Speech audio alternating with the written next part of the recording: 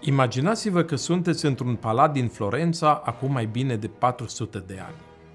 Seara, la lumina torțelor, un grup de artiști, filozofi și muzicieni se strâng într-o cameră mare, vorbesc despre artă, despre trecut, despre teatru.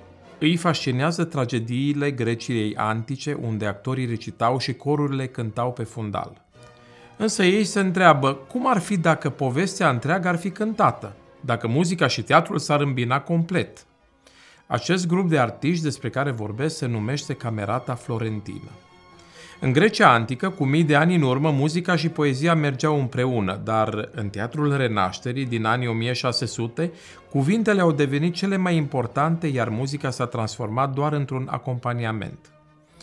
Camerata își dorește să schimbe acest lucru și se gândește să creeze un spectacol complet, în care muzica să spună o poveste, să exprime emoțiile personajelor, să facă publicul să simtă mai mult. Încep să experimenteze. Aleg o poveste clasică, legenda lui Orfeu și Euridice. Pe scurt, Orfeu este un cântăreț extraordinar care coboară în lumea de dincolo ca să-și salveze soția. Este o poveste despre iubire, pierdere și speranță. Camerata Florentină știa că subiectul este perfect pentru publicul de atunci și pentru noua formă de spectacol. Cum credeți că au transformat ei acest spectacol? Au hotărât că actorii nu vor mai vorbi, în schimb vor cânta replicile pe o muzică specială numită recitativ. Melodiile vor urma ritmul natural al vorbirii, dar vor avea o încărcătură emoțională mai puternică. Instrumentele nu vor fi doar un fundal, ci vor sublinia fiecare moment important. Publicul a primit acest experiment cu uimire. Muzica face totul mai intens. Când Orfeu plânge, muzica îi amplifică durerea. Când el se bucură, melodia este mai jucăușă. Alții însă au fost sceptici. Cu greu au înțeles de ce nu existau dialoguri ca în teatrul normal. Voi ce credeți? Va avea succes acest nou stil de spectacol?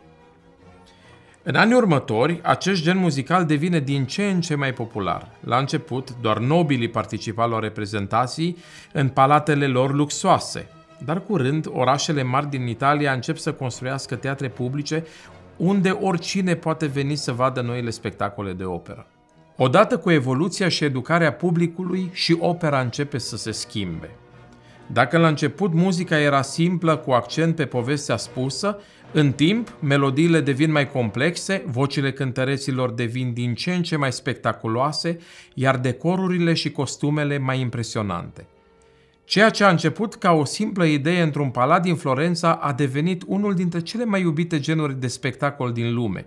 În următoarele sute de ani, opera va cuceri întreaga Europa, din Italia până în Franța, Germania și Rusia. Astăzi încă mai mergem la operă la fel cum făceau oamenii acum 4 secole. Încă ne lăsăm purtați de muzică și de poveștile cântate pe scenă.